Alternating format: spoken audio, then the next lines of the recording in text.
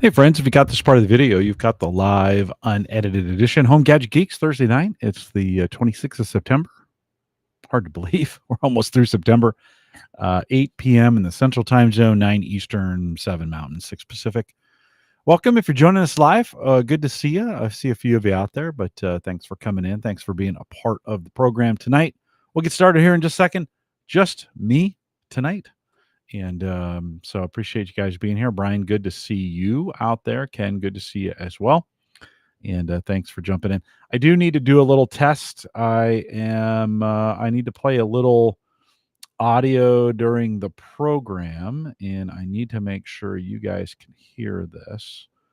Let me get it in a spot where I think you can. Hold on. Let me share my screen with you guys. And we will, let's share that. Tell me if you can hear this in chat, if you would. Tell me if you can hear this.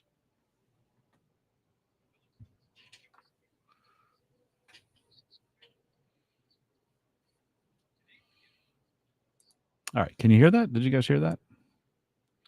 I guess I could turn that off. Let's do it that way. There we go. And I can just turn it back on when we get there. Did you guys hear that in chat? If you could be kind enough to let me know if you heard that audio, that'd be awesome. Get started here in just a sec. Just me tonight. Got some updates for you.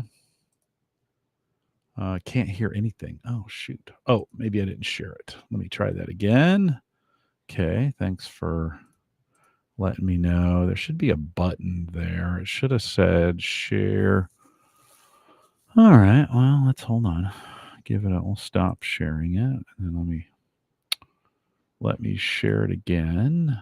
Window, share that. And then, thought there was an option. Go back here 1 second. Okay. Well, thanks for letting me know. That's why we're starting a little early so we can get that tested for us. On the share, maybe I need to do the Edge tab. Well, no, I need to also share the audio. Share the audio.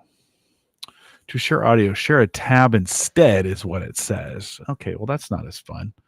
So the problem is, okay, let me move this back into Edge. Maybe that's what it needs to be.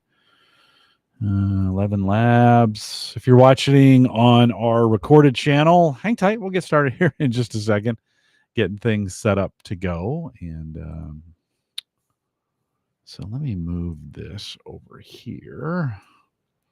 We'll slide this into a window there. Go to the history. Now, when we click on that and I go to the tab, we should be able to hear that now. So let me share it. Okay. And tell me, let's see, that's not what I want. Let's go over here. We want voice. Tell me if you can hear this. Hello, friends. Jim Collison here, and thanks for listening, following, or subscribing to the Clifton Strengths podcast. Any chance that you heard that one?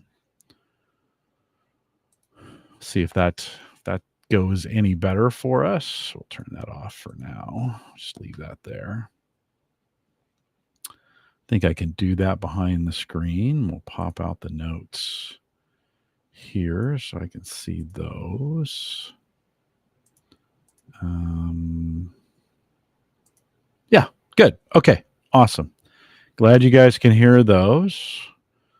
I've got some audio examples of some things, some AI stuff to play for you guys tonight, so it should be kind of interesting. Next week, for those joining us live, next week, Dan Lefebvre joins us. He's got some stuff with the Elgato teleprompter. We're going to talk a little bit about that. And then after that, Uyghur is back. 626 for Uyghur. So excited to get rolling on that. All right. Maybe a little bit. I say this and then I jinx myself and I always say, a little bit of a short show when I'm here by myself. But never works out that way, actually. Never really does. I always end up going the full hour or so. So thanks for coming out. Thanks for being a part of it tonight. Let me get over into the chat room. Joe's checking in. Joe, good to see you. Evening to you. Tony was checking in. Tony, good to see you. Brian's checking in as well. Ken is there. Ken, good to see you. Oh, that's a different look. Wonder what's that? Oh, that's interesting. Okay, let's go to settings and do. I like the rounded better. I don't know about you guys, but I like the rounded chat a little bit better. We'll go back to it. We get that kind of look. I don't know. It seems different than maybe because it's the setup. Maybe when I'm full screen, it makes it smaller on this side. Maybe that's what's going on. And Tony, I don't know what you mean. I don't know what that means. Sorry. We'll get started here in just a sec. We'll give it an extra minute for some folks to jump in. Thanks for coming out tonight. We'll get started here in just a minute. Thanks for coming out. Got some updates for you. It was an interesting weekend, home server wise. So I'll bring. At first, I thought maybe I'll take the night off, and then the weekend was interesting, and I thought, well, let's talk about the interesting weekends. All right, let me do this thing. Here we go. This is the Average Guy Network, and you have found Home Gadget Geeks show number 624, recorded on September 26th, 2024. Here on Home Gadget Geeks, we cover all the favorite tech gadgets that find their way into your home. News, reviews, product updates, and conversation, all for the average tech guy. I'm your host, Jim Collison, broadcasting live from the AverageGuy.tv studios here in a beautiful Bellevue, Nebraska. The heat has finally broken, although getting into the 80s this week a little bit, but I think this is it. I think we're done for the most part. Pretty tolerable, low humidity. We'll dip back into the 70s and 60s next week. Of course, we'll post a show with some world-class show notes out there at the AverageGuy.tv. Big thanks to our Patreon subscribers. If you are a part of that Patreon team, and many of you are, thank you for doing that each and every month. If you want to join the Patreon team for 1 month or however long you want to do it, you can. We just have one $5 plan. Easy way to jump in, the AverageGuy.tv/Patreon. If you want to join me there, and a great way to kind of support the network. Another great way to support the network through the Amazon affiliate links that I have on the site and on the pages. If you aren't in if you're not in a post, a show post in particular, if you're going to purchase something on Amazon, I've got the disclaimer that's linked to the page. Just go to the AverageGuy.tv, click on that disclaimer. It'll take you right through. That's all you need to do. Appreciate you doing that. And many of you supported Marv last week. Thanks for getting that done. And if you want to jump back in it and you're doing it, reset the cookie, so to speak, just head over to the AverageGuy.tv. Before you do that, click on the links or the link on the front page, upper right-hand corner. Get that done. Big thanks for you guys doing that as well. Big thanks to Marv B, who joined me last week. A fun and interesting conversation. Marv, thanks for coming on. It's always good to be with him, and appreciate that as well. If you haven't heard 623, go back and listen to it. And then new format here. We're on Restream, second week on Restream. And if you haven't seen it yet, you can head out to just go out to my YouTube channel, either the recorded, which is the Average Guy TV, I think, or the edited version is just my name, Jim Collison, youtube.com/Jim Collison. I think get you there. We're trying a different format tonight. Typically I'd be full screen at this point, but I'm trying out kind of this with the show number at the bottom and the green around it. I don't know. Tell me what you think. Put it in the comments there on YouTube if you're watching it after the fact. Live folks can do that as well if you want to tell me if you like it or not. Available out there, and you can throw your comments out there. Appreciate that. So big thanks to Restream. I think we're going to stay here. I don't know if I'm going to try the other ones, just to be honest. This is working so well, I may just stay here. So it seems to be working out. Okay, last week I mentioned to you guys on the show with Marv that my Morrow Data Box, that's a box I've had, I think, since 2017, MORRODATA, Morrow Data. I'd had them on the show a while ago, right? However long ago 2017 was or so. And they, of course, gave me the box. And I showed it on the show last week. Oh, it's plugged in. I probably shouldn't do this. It's actually plugged in. It's a little Intel Nook. Put it on my desk because I was working on it. And it's as you know, it died on me. I went to move it the weekend before last week, and it just stopped working. Couldn't figure out why. I powered it down. It wouldn't come back on. I tried powering it on and on and on. Tried all kinds of tricks, holding the button, all kinds of different stuff. I even took it apart twice, trying to figure out like, hey, how does this thing work? Why isn't this thing working? I unseated the when I did some of the troubleshooting. I went in and unseated the memory. That's one of the Nook. You go and you say, hey, how do you troubleshoot a red light on a Intel Nook version this, right? And they're like, what, so I unseated the memory, actually ended up pulling a lot of the components. I took it apart a bunch of different times, could never really get it working. So after the show, so Friday, I put the podcast together.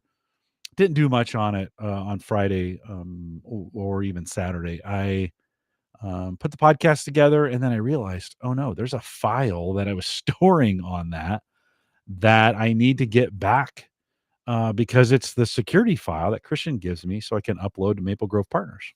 That's the way we do it. He gives me this file, put it somewhere locally here when I connect via FileZilla. No, FileZilla. There we go. That's the Italian version. FileZilla is the Italian version. When I attached that way, or I needed that file and it was on the box. I didn't have it anywhere else, which is kind of a backup failure. If it's only in one place, even if it's only on your backup, that's probably a failure, right? From that standpoint. Well, that's not true. It would have been locally if I would have had it. So I would have had it in at least two places. We know it really kind of needs to be in three. So I kind of need to rethink through this a little bit. So I spent some time thinking like, oh, how am I gonna get that file back? Well, I told you guys on the show, when I tried to go to the website, the Morrow Data website, and access, no, I'm sorry, the Backblaze B2 bucket backup site, the stuff where the files are, the files looked weird. When I went into to just browse the files, they were all in this really weird format, and I thought, well, maybe that's just the way B2, I assumed that's the way B2 did their backups, and I was like, okay, so that seems kind of weird, but I didn't think about it. And as I got in there, I thought, you know what? That's actually the way Morrow Data does their data. It's not. I could see it. They have like a proprietary format they do for this cache drive that they use, and it's not. Justin had said in chat last week, yeah, I can see my files on my B2. Well, I couldn't see them without the Morrow Data software or the server itself. I needed to be able to get. I need to have that running to get it done. And then I think on Saturday morning, I remembered, I could just log into the website and see what I can get. And so, sure enough, I logged into the Morrow Data site and I could see the data. It was there in the format that it was. Now, it was only the data that had been saved on the drive, and it was instances of stuff that was kind of the drive and what was in the cloud at the time. And so, fortunately, that file was there, and I grabbed it, pulled it down, got signed in. You got the podcast, came out on time. It was fine. This was early in the morning, by the way, on Saturday. So I went through Ask the Podcast Coach with Dave Jackson. We do that on Saturday morning, thinking, how much data do I really need? Right? What do I really need to keep on this box? It had stored a bunch of, and Tony's out there in chat talking about his pictures. He takes a lot of pictures. I don't keep a lot of pictures. But I do keep a lot of podcast files. And it was really interesting, so I started kind of thinking through, this would have been after Ask the Podcast Coach. Like, how many of these things do I actually need? Do I really need to keep all this? Do I need to keep every live version of the podcast? Do I need to keep every edited version video? Do I need to keep every edited version audio? And I wrestled with it a little bit, and I thought, okay, where else do I keep these? Well, YouTube, the live channel stores from like 275 on of the shows. So I got a good chunk of those. I've got all the live, or I have all of the edited audio since the very beginning. That sits over at Maple Grove Partners. I've loaded most of the both video large and the audio over to archive.org. It sits over there. And then there's a variety of hosting platforms that I send the audio to on a fairly regular basis. The MediaFire server that I have that serves the video large and the video small RSS feeds for the podcast. Um, I have all those. They're all there. It's really in 4 or 5 different places, right? And so I kind of thought, you know what? I'm going to delete it. So in a moment on this is Saturday about noon, I'm like, I don't need this stuff anymore. Right. So I just go into the B2 backup, disconnect it from the Morrow Data Box, which I still wasn't running, but on the software I disconnected it and then just went through and cleared the backup. It was a weird feeling. It was weird to just start letting all those things go. These are files I've kept around for a long time, right? I've been building this for the last 13 years, all of them, all these files. Various forms, Rich's random podcast, some of those kinds of things out there. We talked about digital hoarding sometimes, although I don't know if I'd consider it that, to be honest with you. I mean, I didn't keep a lot of it. There's probably four terabytes of data in podcasts. So not a ton. I know people who have more, but it's more than most, right? From that standpoint. By the way, one of the things I talked about in the morning, or I talked about last Thursday, was using an application on my Mac, which I ended up using an application called Cloud Mounter. And it basically is just a little app you can put on. I gave it the B2 backup keys. It saw it, gave me access to it. Cloud Mounter. But then it was in the same format. It was in that same proprietary format as what I saw in the Morrow data, when or on the B2 site, the Backblaze B2 site. So that didn't really help either. I ended up buying in their yearly plan. They had a 14-day free trial. So I sent them a note, said, hey, I'm not going to need this. I appreciate it. But it was a good way to mount to B2. I may use that again. Super easy on the Mac. There's a bunch of different applications to do that. Again, Cloud Mounter. If you need to try that. I did ping Christian and said, hey, can I get that file from you? I ended up not needing it because I was able to get it back. Then I deleted all those files. That was Saturday. Then I watched, I did my Saturday stuff, watched a couple football games, went to bed. Sunday morning, went to church, did my church stuff, and then came back home. And I thought, it was the afternoon. I did a little bit of some yard work, and I came in. It was warm. It's getting warm again. Came in. I thought, you know what? I'm going to give that box one more shot. Have you ever done that? Like, yeah, I was sitting on there. I was kind of thinking, okay, this thing's dead. It's never coming back. I'm just going to let it go. Except I couldn't let it go. Right? Have you done that before? I don't know, 4 o'clock. I grabbed the box. What do I have to lose at this point? And by the way, I'd emailed Tony over at Morrow Data to say, hey, I need a little help with this. How do I do this? Whatever. So I took the box completely apart, took everything out, right? Stripped it down, there's a memory and there's a Wi-Fi card in there, some other things, Bluetooth, there's a Bluetooth card in there. Took it out of the box, looked up underneath. There's a fan under there and there's a CMOS battery under there. Now the CMOS battery is on a wire. It's kind of taped over. I thought, yeah, Tony says in chat, he says, no offense, I'm only listening once. Yeah, I get it. But I always had this thought, Tony, that I would somehow need these old shows to go back to, like, like Associated Press was going to call me and say, hey, can you give me a quote? And I was going to need to go back, or I don't know. In the early days of podcasting, we thought we had to keep everything, and it's probably not a bad idea. You can apply your pictures or people's movies or whatever to any of these things, right? So unseated the CMOS battery, plugged it back in, and plugged the unit in. All it was the motherboard and the unit, and the thing fired up. Marv, I'm talking about it right now. So the Morrow Data Box fired right back up. Like I saw the lights come on, the thing started. I'm like, oh my gosh, really? It was just the battery that was causing this.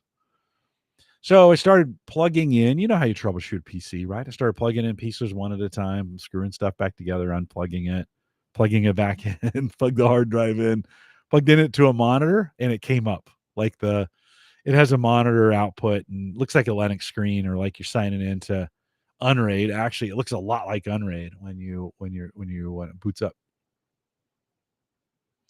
So it came up on the screen.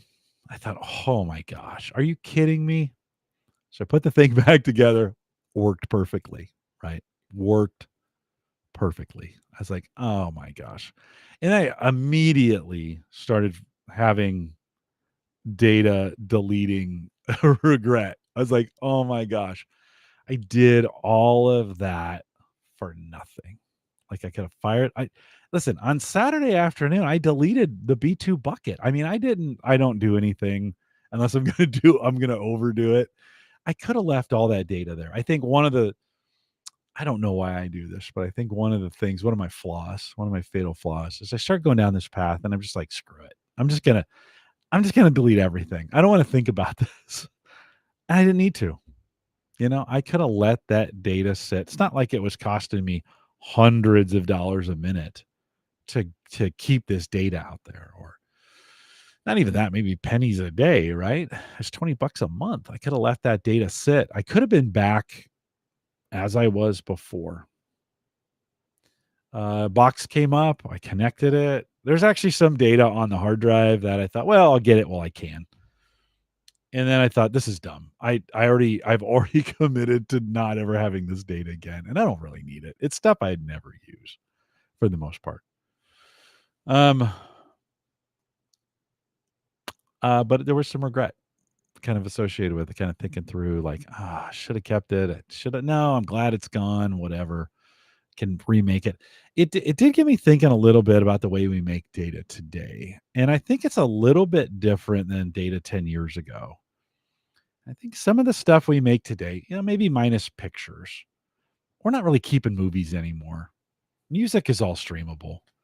We might be recording some TV, but we're not keeping it for the most part. It's just different, right?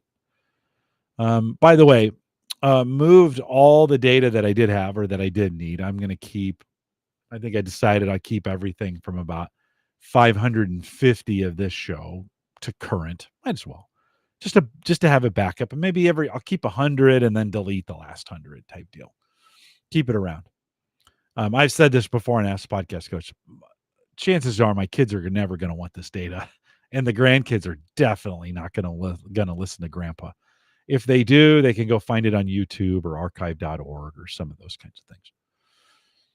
But I did move all the data over to UnRAID. We're going to talk about there in just a second because there's been some things I saw over there. One of the Ken says was all the data local on the Morrow Data Box, and you're pegging your upload. No. So most of the data, 2/3 of the data was in the B2 backup, and 1/3 of it was on the Morrow Data Box. When I deleted all the data, I deleted it all, and I deleted the bucket.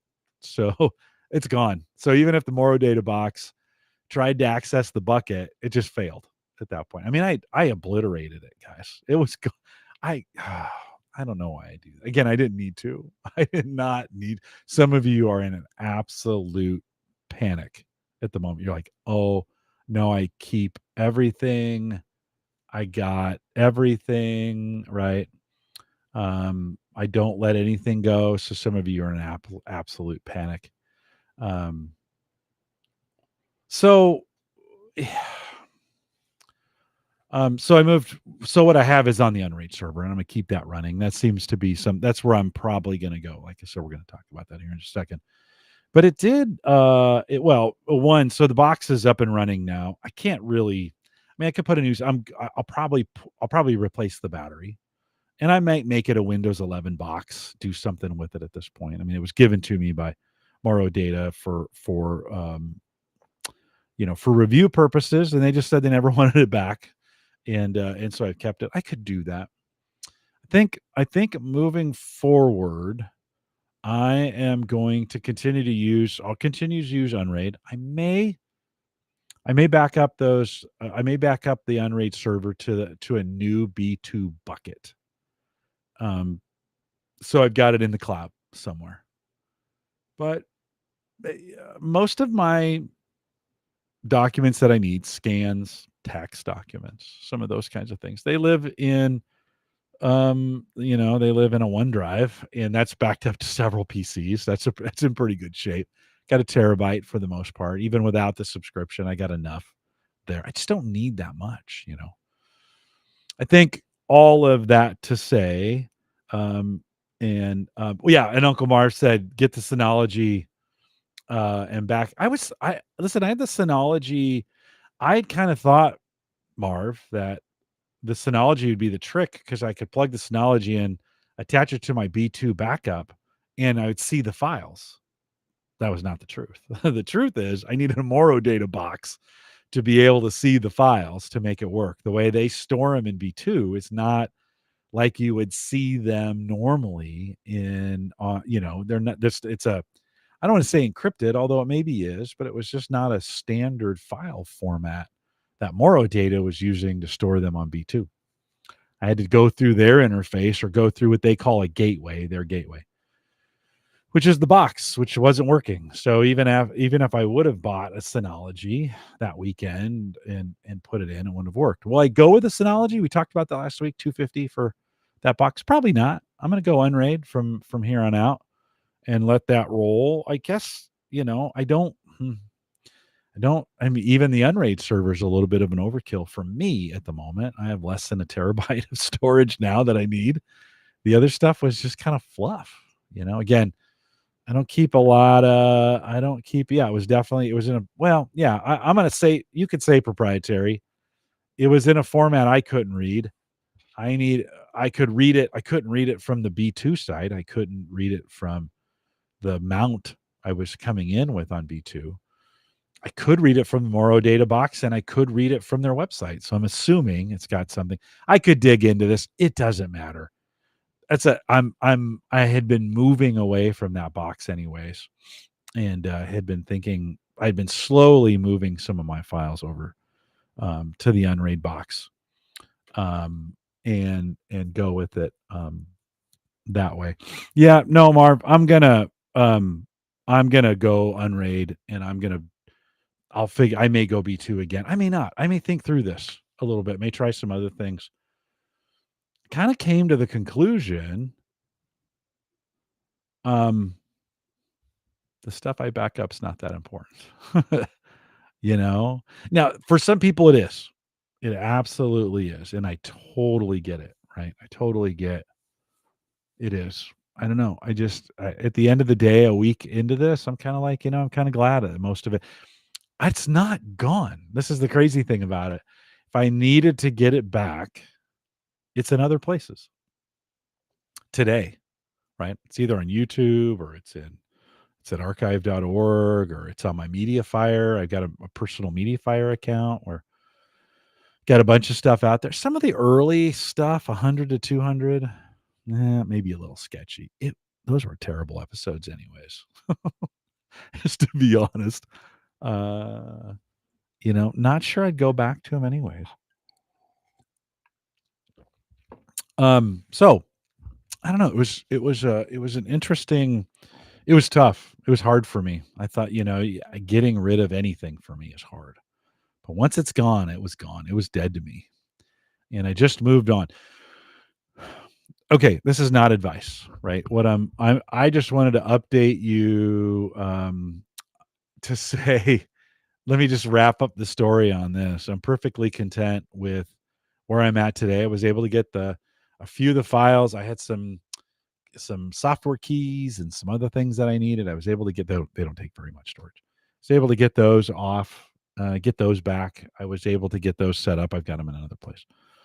Like I said, I've got some storage over on OneDrive. I don't know. It's just funny. I obsess about these things sometimes, and then you never. I felt like there were some things, especially with the internet today. Like there were some recipe backups, and you're like, if I need it again, I could just find it. It's somewhere else. And if it's not, I'll just have Chat GPT make it for me, kind of thing. I don't know. Again, minus pictures and some of those other kinds of really important files and stuff. I just was kind of like, I kind of got this feeling, a lot of this data lives in other places, or you think you have a need for it. No, I'm not going to say you. I thought I had a need for it. I'm not necessarily sure I need as much as I thought I needed, as far as backup goes. Love the backup space. We're going to talk about it. Um, we're going to talk about it. Listen, I don't, and I appreciate this, Marv. He says, I'm going to make a best practice to show about this. I won't use your name. Yeah, don't. Yeah, don't do that. I think, yeah, we're in some, hey, if this was business stuff that was important to me, yeah, like these aren't files. I don't think we need 99% of the things we create. As I started going through some of that stuff that I had, I was like, do I really need to go back to something? Now, again, there's important stuff. Like, don't get me wrong. I think there's less important things than we think in all of that. I think we always think we talk about this on Ask the Podcast Coach all the time. Oh yeah, I know somebody's gonna want to go through this, or my family's gonna want to have this. And you're like, do they? Are you sure? Is it really that, I've told this story before when right after my mom passed away, we went out for the funeral and she'd hidden boxes of pictures that she thought we were going to just love. I think. I don't know why she kept them. She never looked at them. She never pulled them out. I don't know why we never saw them. It was weird. And my mom was very transparent. It's not like she intentionally hid things from us, but we found these boxes of pictures. Maybe they were just piled up in stuff we'd never seen before. I don't know. We went through those pictures and we're literally, oh, this is fun. It was fun for about an hour. And then it started getting tiring. And then everybody was like, well, do you want these? Nah, what would I do with them? I don't know any of these people in this thing. Like, what would I do with this stuff? And, I'm talking to a bunch of home server people because this is a lot of you have come out of that. You've listened for a long time. And, you're thinking through, oh, no, no, no, no. Oh, no, no, no. Somebody's going to want that. I'm going to want that. Yeah, I don't think so. I mean, I know you're telling yourself that. You're like, no, I got to have it. You're right now, you are saying, Jim, you're crazy for saying something. This is crazy talk. I can't believe an old server show guy would say you don't need the data. I don't think you need it. I don't think you need as much as you think you need, right? We collect it and we collect it and we collect it. Oh yeah, this is gonna be. Yeah, again, to Marv, to your point, there's some business things we got to keep. There's some legal documents we need to keep. Yeah, totally. Tax stuff. You need to be able to keep that for 7 years. Although the IRS has it all. They do. You can get it from them. If you ever need a copy of your tax return, it's a little effort, but you can go in there and get it from them. They keep it. They don't keep all your sporting documentation. Some of those kinds of things. I still have drawers of tax stuff from 15 years ago that I haven't cleared out. I I question some of all the things that we keep. It just got me thinking about it. Again, I'm not telling you what to do. This is not a how-to thing. You back up what you want to. You put it in all the places that you want to. You make sure you're comfortable. Like you have to sleep at night, right? You have to kind of sleep at night, but I don't know. some of the stuff, it felt pretty good to unload some of the stuff. Again, I can get it if I wanted to, if you're like, hey, Jim, on show 263, you said, I can get it. I know where it's at. I know how to find it today. Will it last forever? I don't know. Will it, you know? Tony, this is funny. So Tony says, my daughter asked me this morning for a photo of her on the playground when she was 3. Boom. There it is. Awesome. If your kids are going to give you those kinds of requests to get them back, awesome. Keep it if that's what you feel like you need to do. Again, this is not a how to. I'm just, I for some of you, like, you're keeping stuff. Maybe you don't need to. Maybe it's other places. My kids actually post all their own stuff. We've got, actually, our kids at 3 we still have paper pictures of them. We do go through them from time to time. It's good to have them, but I don't know. Again, I'm not telling you what to do. This isn't a how to. I'm not telling you you should delete anything, or you should have less data, or you should do less backing up. That's not what I'm telling you.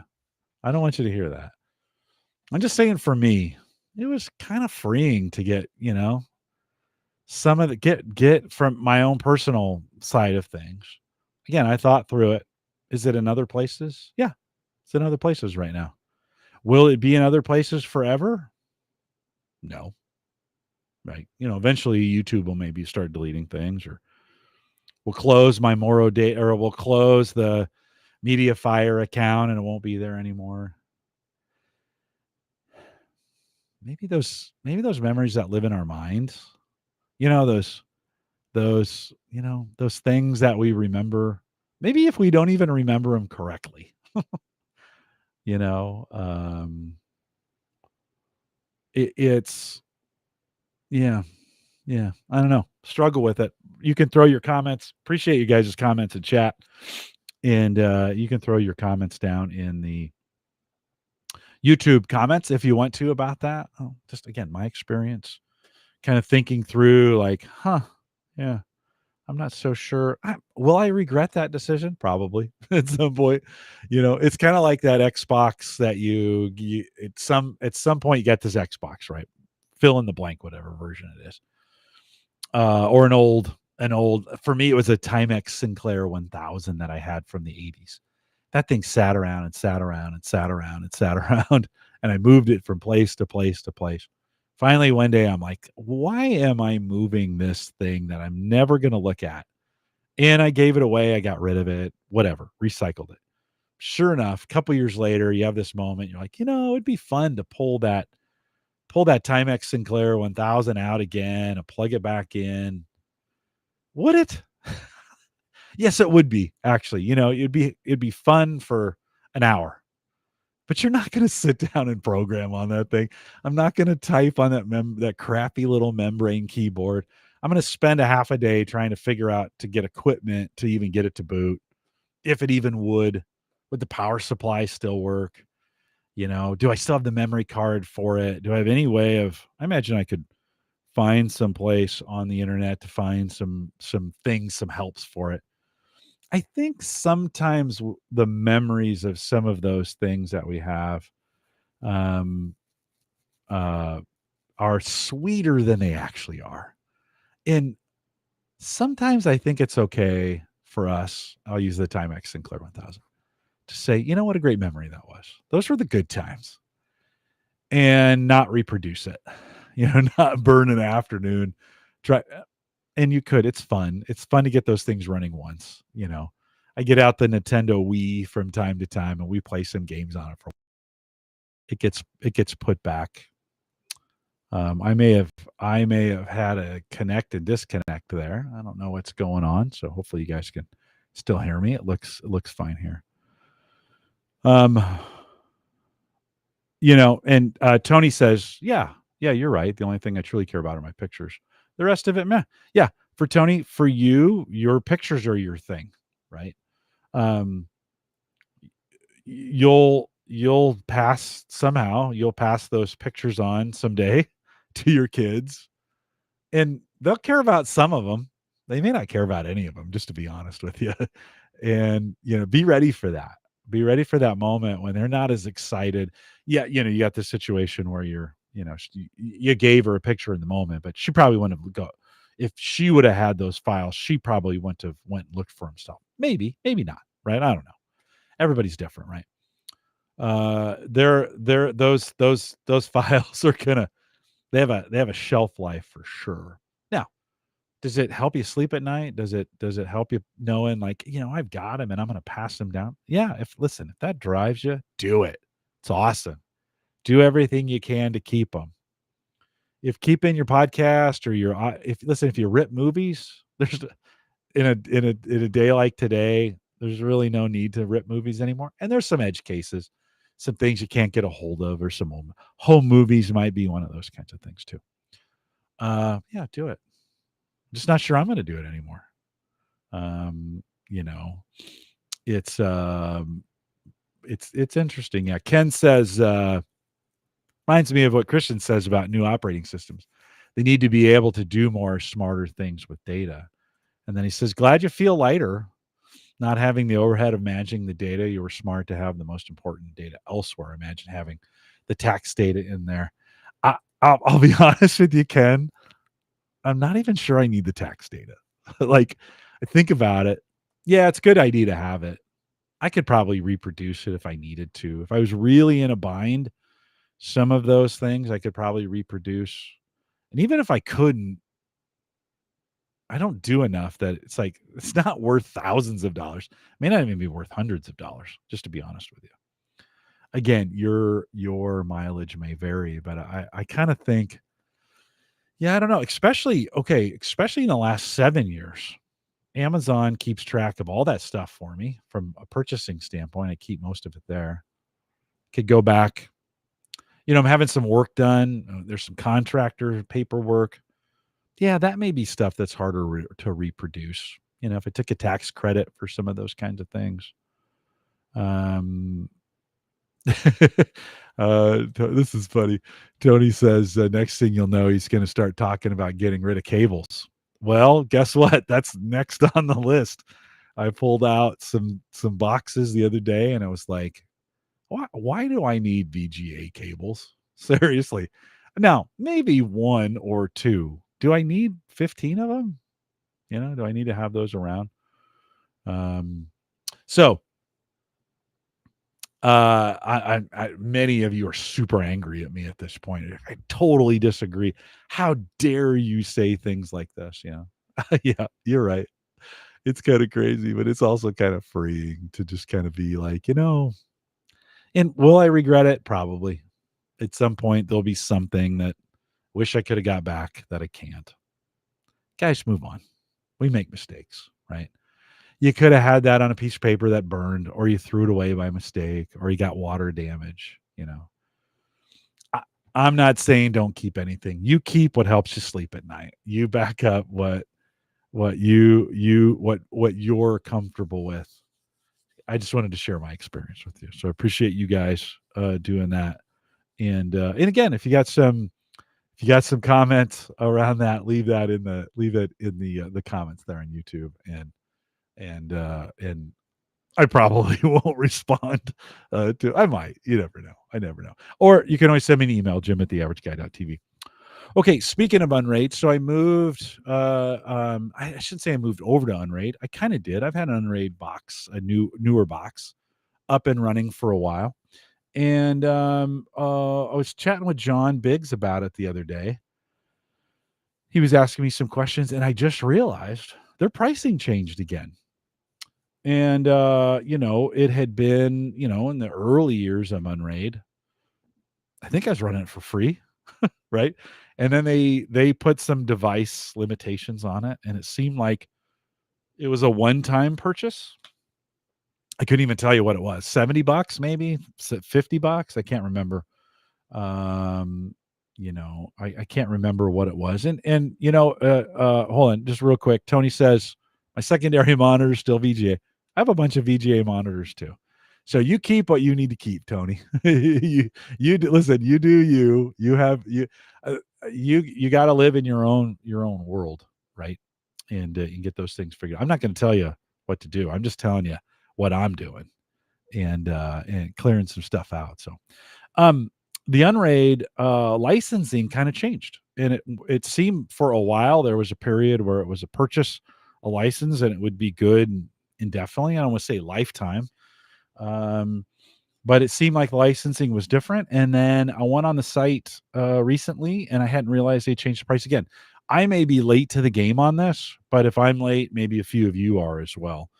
And um, so their starter license now, $49 a year, by the way. This is the big change, right? Is they're guaranteeing free OS updates now for a year on all these. And so their starter license, and it really comes down to, for the most part, um, it comes down to the number of devices you plug in. And so the six devices, six hard drives six hard drives, $50, $109 now for unlimited per year. And then for those of you who own a lifetime license, many of you asked for those as well, $249.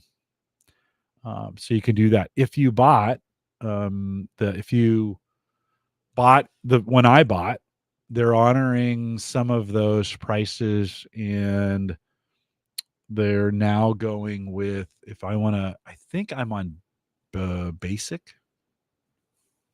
Yeah, I'm on the old basic plan.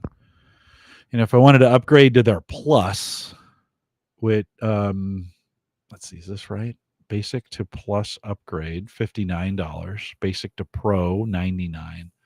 And then they have a upgrade Unleash lifetime for $149. I want to say, don't take my word for it. You might want to log in. If you haven't done this in a while, log in and just see what your options are. I think they're gonna honor. I haven't dug into this a lot. They're gonna honor those licenses that we purchased. That won't be forever, even though sometimes they say, oh yeah. No, it's never forever, right? If you want to, if you just want to stay where you're at, I think you can. If you want to jump in and do the lifetime, I think you can. But check it out. They've got the price calculations for you over on their website. Log in, sign in. If you haven't associated your license with your account, you can do that as well. I think they're being pretty great about it. So check it out. If you haven't looked at your UnRAID license in a while, it may be worth spending some time. Ken, we'll see you later. Might be worth spending a little time figuring some things. I know some folks go crazy about that. I think I'm just going to stay where I'm at. I have 6 devices. I probably won't move for a while. But UnRAID's doing some good stuff. At some point I may upgrade to the year over year. I may go with the full right now at $150 for a lifetime Unleashed. I don't need Unleashed. That's the thing.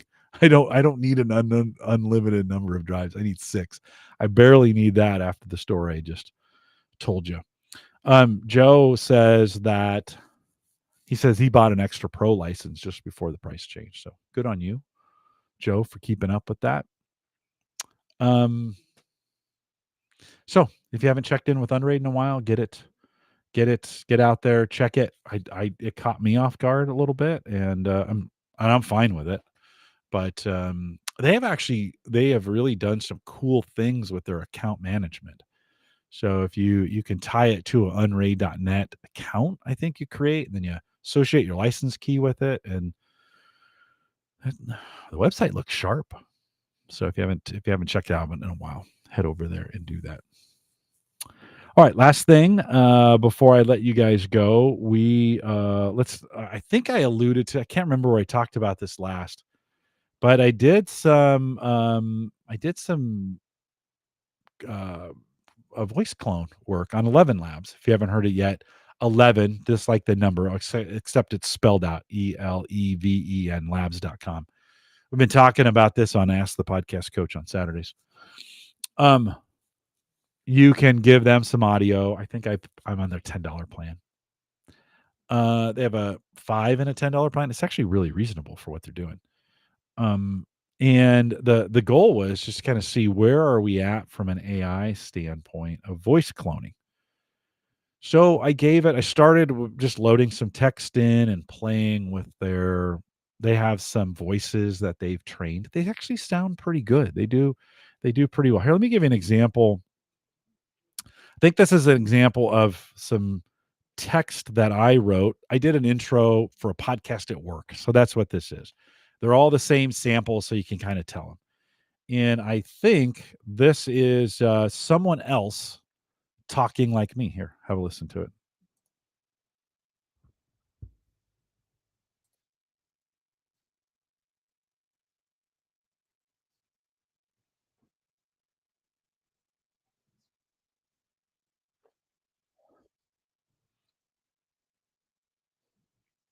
So that's someone else.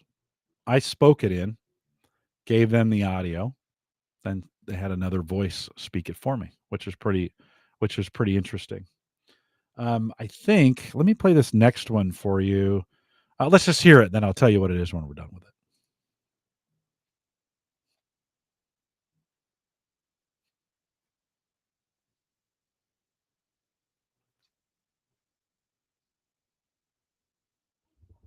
Oh, you guys are still not hearing that? I thought, all right, hold on. Let's go back.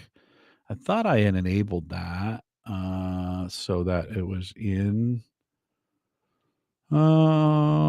silence. Okay. Well, let's hold on. Let me stop sharing it. I had tested that before we started, and you guys said you could hear it. So let me share it again. Oh, yeah, I got to put it on the screen. That's that helps. All right, let's go back. It's the here's the first sample. This is my recorded voice with another voice. This is an AI voice actor, so to speak, mimicking what I did.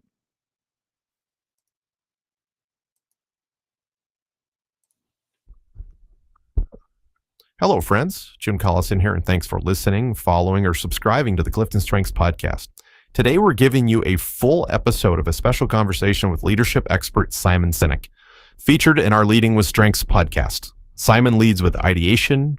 Okay, not bad for another voice, right? I mean, again, that was audio I played in. They call this voice to voice.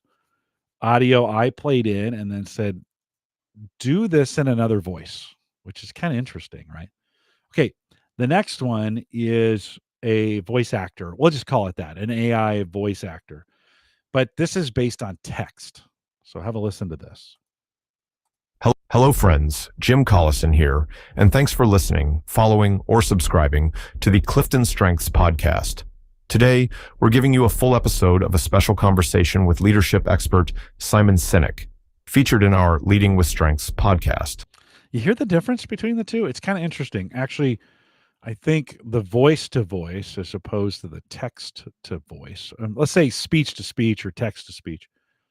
The speech to speech, the one where it gets the audio hints, is a little bit better, a little bit more fluid, a little bit more, just a little bit better.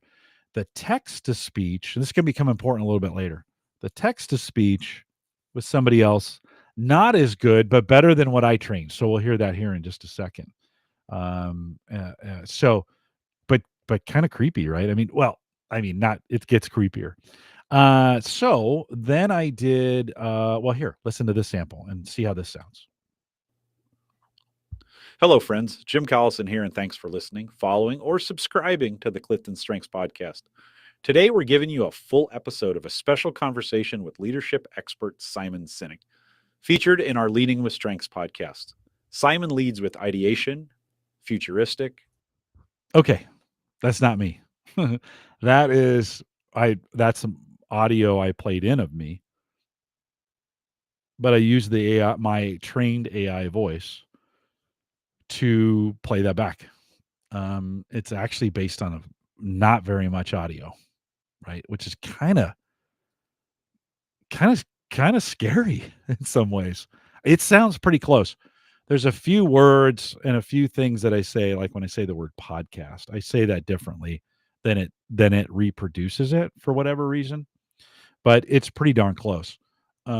Actually, a version of that is going live on Monday to our to our Gallup audience. They don't know. They have no idea. In fact, I've played this at work several times for people, and they can't tell the difference. between the two.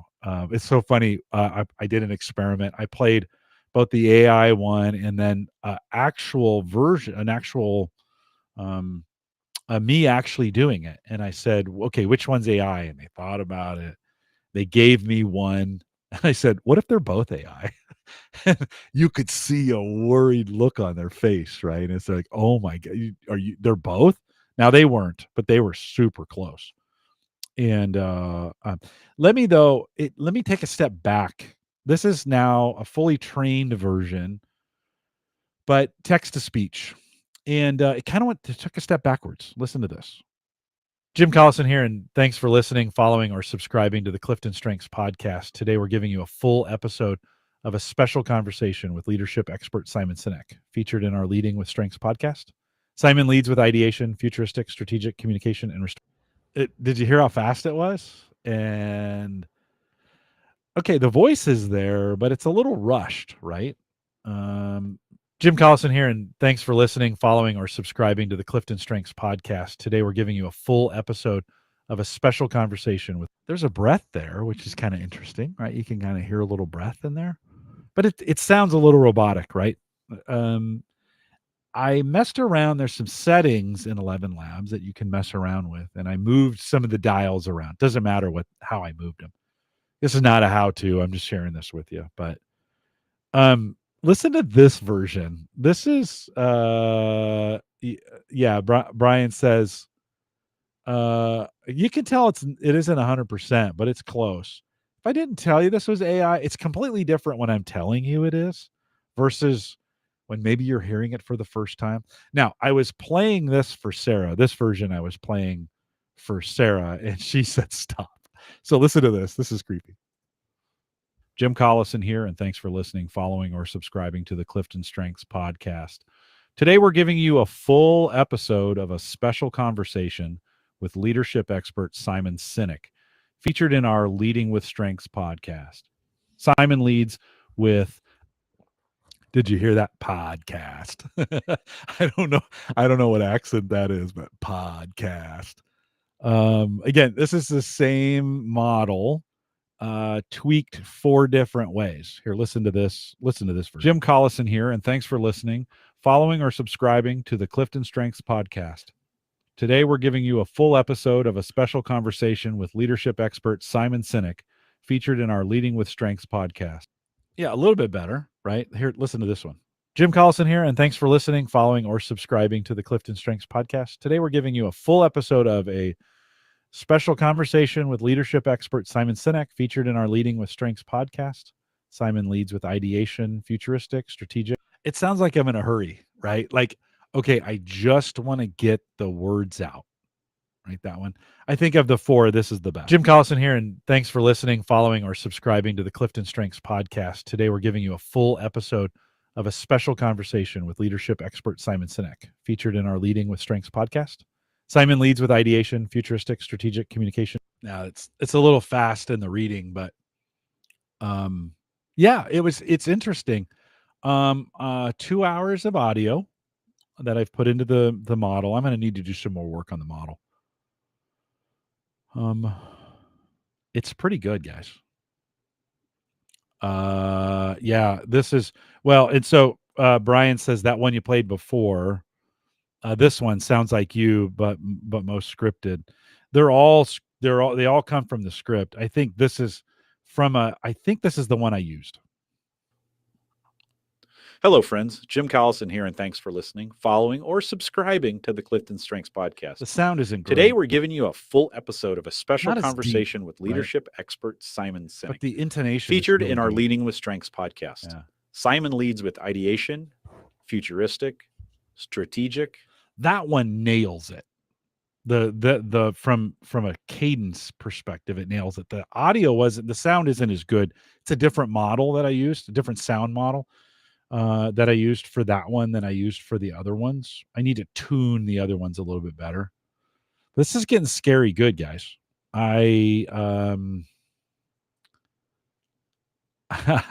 It's getting good. Like the goal of this for me is one, to be able to fix bad audio with the voiceover. Descript kind of does this. There's a service called Descript, kind of does this today. But I'm kind of intrigued by this idea, one of if I recorded something and the audio, I liked what I said, but the audio was bad, I can just fix it or enhance it with an AI voice of my own. By the way, to do this in ElevenLabs, I had to record something live for them. So I had to feed them some data, and then they said, okay, record this live. They're wanting to make sure it's me, right? That I'm not trying to mimic somebody else's voice. There's ways around that, but at least they're trying, right? They're trying to do some security things in place to make sure we're not creating kind of, we're mimicking other people's voices. We're doing it with my permission, right? So the end goal on this thing is, one, for me to be able to do really good. I'm not a good voiceover guy. I'm a better interviewer and in the moment and live, I think, than I am voiceover, but I get asked to do voiceover from time to time. I'd like to be able to just write it out and then have a good quality voiceover AI model that does it for me. I may never tell them I'm doing that, but that would be awesome. Okay, that's not the primary reason. Actually, the real reason is that we're getting to the point where I could recreate this in Spanish or in Portuguese or in French or in Mandarin or Japanese. That could be a real benefit for what I do and the work I do. Not here, but at Gallup for sure. And just be able to create podcasts and content in other languages that way. That is my voice saying it. Interested in your feedback right now, real-time feedback. Is that disingenuous to use AI to create? If I would created some content in English, to create an AI version of it, and it would be translated, or the AI would translate it. We'd clean it up to make sure it's accurate, and then reproduce it in another language. Do you think that's just disingenuous? In my own voice, not somebody else's voice, but my voice speaking the Spanish, or my voice speaking the Japanese, or my voice speaking the French type deal. Not in real time. These should all be recorded things, but we create enough of this that may be able to create that content then in other languages. If I had a co-host, I would do the same with their voice, and maybe for some content recreate this stuff in another language. That would be super cool. I think eventually we'll have the translator that'll work in real time. So we may get to a point where that's not even needed. But I don't know. Your thoughts on that? ElevenLabs, ElevenLabs. Is that .com? .io. ElevenLabs, of course, it's .io. So ElevenLabs.io. And I've got a little bit of work to do. It's just a cool. I was getting kind of. I'll be honest with you. I was getting a little bored with podcasting.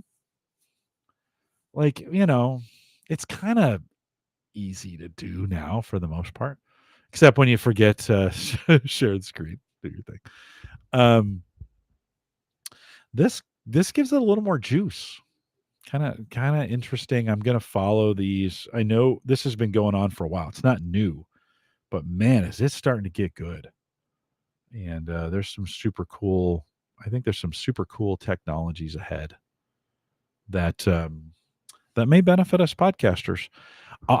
Listen, I'll be honest. If a day came when I could do a podcast, and then because I move around on the mic, or the sound's not good, or I have some of those kinds of things, Descript is kind of headed this way, and we may be closer to this than I think. But then run an AI filter over the top. That doesn't. You can use audio processing to change my vocal sound and eliminate some noise. But what if I could just feed that in and say that exactly the same way, except in my AI voice? That's perfect audio quality, and just fix it, or use that, use that AI voice to fix bad audio when it's bad. It's my voice. It's a copy of my voice. I don't know. Kind of interesting. I think we're a little bit farther than I thought we were on that one. So if you want to check it out, ElevenLabs.io, and they do have some trial stuff if you want to give it a try. Kind of interesting, and kind of cool. I'm kind of excited about it as well. Well, guys, that's it for tonight. I hope I didn't freak you out too much on the storage thing. check your UnRAID account, and I'll be excited about this is my real voice. And this is my real wouldn't that be weird if I said to you the audio and video you're listening to right now is completely AI generated? Would that not be freaky? It's not. Or is it? I don't know. We may be coming to that day. Next week, Dan Lefebvre is joining us here on the show. He'll be spending a little time. He's got a Elgato teleprompter. And listen, I've been fighting teleprompters, the idea of a teleprompter forever. I don't know why I'm anti teleprompter. I just don't like them. We're gonna talk about the Elgato one that he has. I'm gonna ask some questions about. There'll be some interesting things on there. Join us live. That's on the 3rd. We're already in October. And then October 10th, Uyghur is back. So we'll catch up with him. And I got Bob and Ryan on the schedule. Christian's back here first week of December. I got John Biggs scheduled now for the 19th of December. 14 years of Home Gadget Geeks coming up here on December 5th. And so the as like always, the schedule is filling up. And appreciate you coming out, listening live, and listening to me dialogue on this thing. Not as fun solo, but tonight I thought would be a good night to spend a little time talking through these things. And I do notice when I do notice when I do these solo, I probably repeat myself more than I should. But it is what it is. We are live every Thursday, 8 p.m. Central, 9 Eastern. Not every Thursday. Let's say 48 out of 52 Thursdays, 9 p.m. No, yeah, 8 p.m. Central, 9 Eastern out here at the averageguy.tv/live. Want to thank you for coming out. For those of you, Brian, Tony, Ken, Joe. I saw Marv out there a little bit earlier. Marv, thanks for joining me last week. And it could be you. You could be, if you're listening to the podcast version of us, you could join us on a Thursday night and influence, ask your questions and chat. We'd love to have you come over out here. Head out to the averageguy.tv/live. If you're listening if you're listening live, stay around for a little bit of a post show. With that, we'll say goodbye, everybody. All right, friends. Thanks for. See, I always say that'll be a quick show, hour and 7 minutes. Now, I didn't start till 6 or 7 after, so maybe right at an hour. Yeah, it's crazy to think I just talked for the last hour. That's crazy. Friends, thanks for struggling with it. Threw me on the backup thing. I know many of you freaked out. I freaked out a little bit too. God, it felt so good. It feels so good to have it gone. I don't know. That's weird. That's just kind of weird. The problem, mostly because I know I can get to it right now. If I needed it, I could get to it. It's at other places. So, yeah. Marv said, get the Synology and back up the backup. Yeah, no, I don't think I'm gonna. I mean, yeah, I don't need another box at this point. I just don't need another box. I just don't need another box. I'd be better off. I'm down to a spot now. Yeah, I just don't need another box. That's the thing.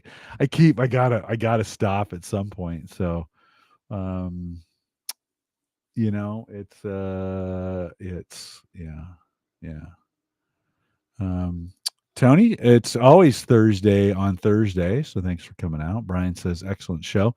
Amazing how far the AI voice stuff has come in the last couple of years. Yeah, for sure. I was super surprised. We've been talking around this, and I haven't tried it on Ask the Podcast Coach.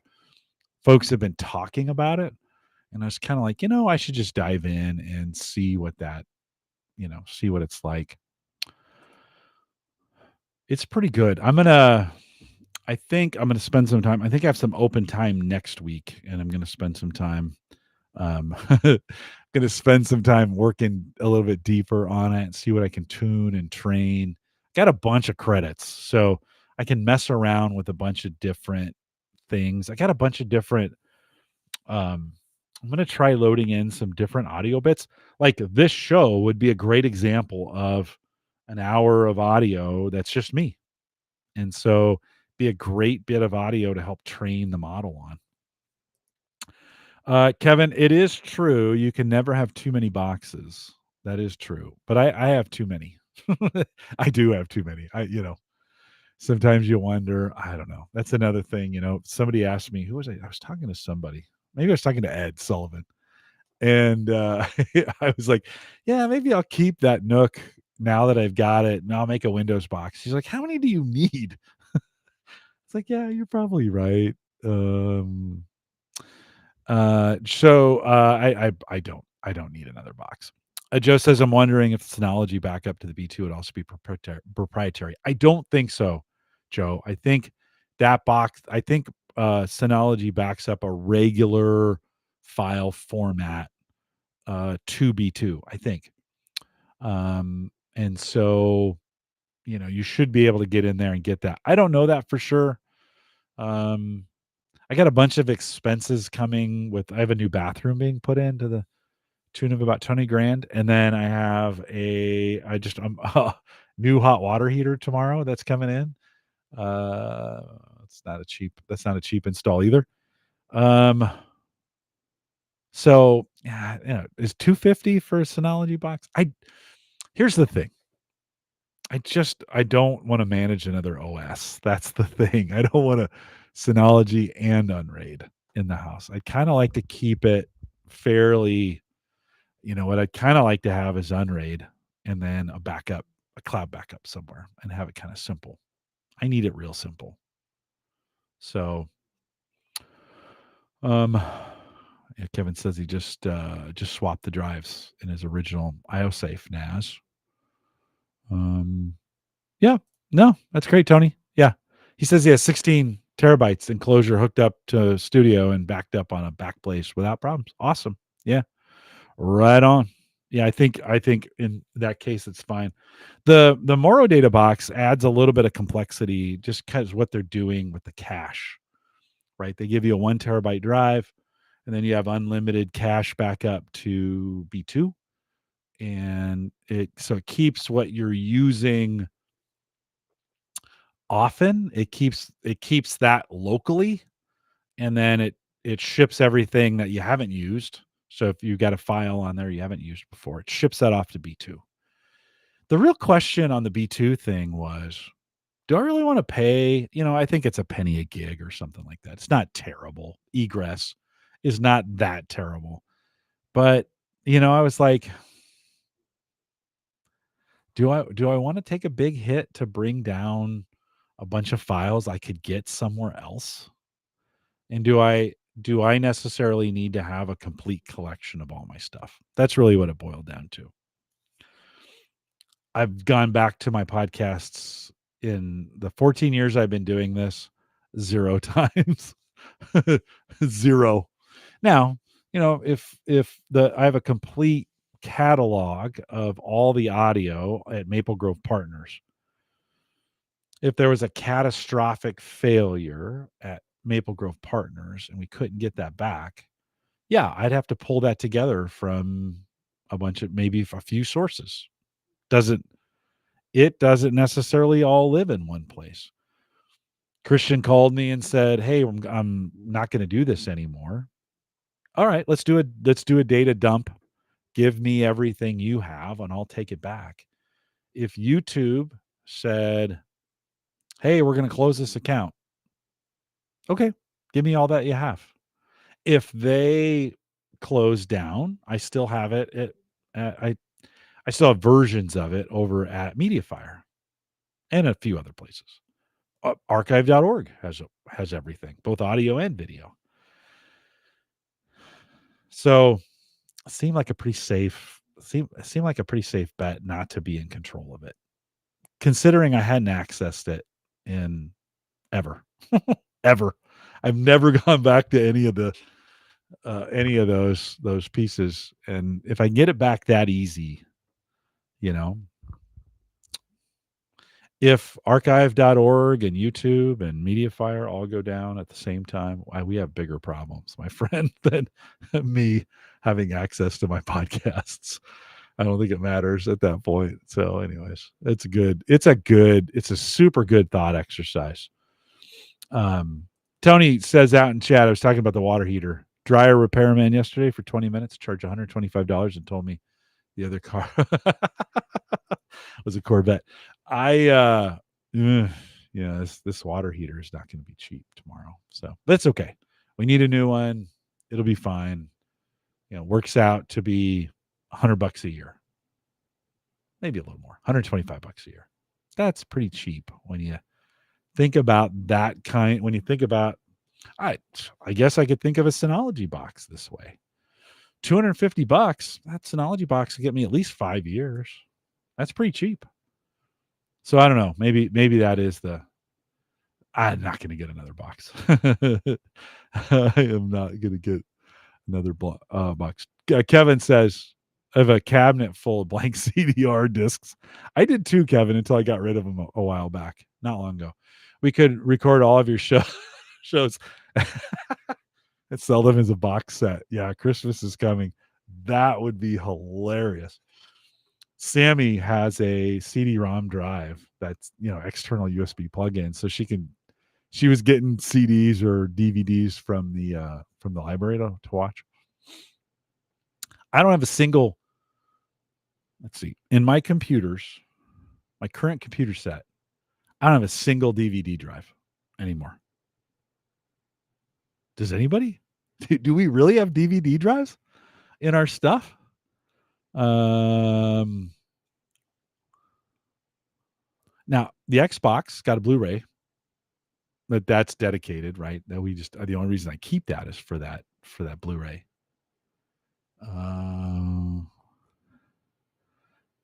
Yeah, Tony, you got some stuff, man. 8-year-old DS 216 Play is still killing it. I don't know what that is. Yeah, I can't remember. I've got a box behind me here. You can't see it. The arm is in the way. I have some picture CDs, from the old, like when we used to get that, when we had that cutover with film. We still had film, but they were starting to make digital copies of the film. They would do it for you. So in the box, I have some old DVDs or CDs with pictures on it. The quality is terrible on those things. They're awful. I have some Microsoft operating system stuff from back in the day. I mean,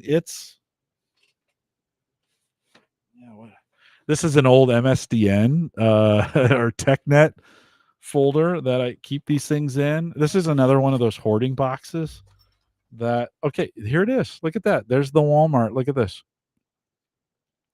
We had these pictures done at Walmart, and then you could check an option and they'd make a CD for you. I don't know what I'd put this in. Seriously. I'm going to put it in the shredder because our shredder, we got this new shredder that shreds just about everything, I think. And I got a couple of those. I'd have to, Sammy's got this. I guess if I really wanted to see him, I could put him in, I could borrow Sammy's thing. Here's some football pictures. These are Phil's football pictures from 2003. Look at that disc. Is that not a beautiful rewritable disc? Look at that thing. That is beautiful with my printing on it. Phil football. 2003, friends. 2003. Holy buckets. I got 2 discs of that. When I worked for, I got some pictures for Sarah. I should probably give those to her. Some Easter photos. We made one Commercial Federal Bank that I used to work for. They made a goodbye. They got bought by Bank of the West. I have no idea what's on this thing. You know what? I didn't know it was there. Here's the crazy things. I didn't know it was there. If somebody would have said to me a minute ago, hey, do you have anything left from the Commercial Federal time? No. And I never would have felt guilty about not having it. I would have been like, yeah, I don't have any of this stuff. When the kids went to Nicaragua, pictures from those. Sarah took some pictures. Oh, these are all Nicaragua CDs.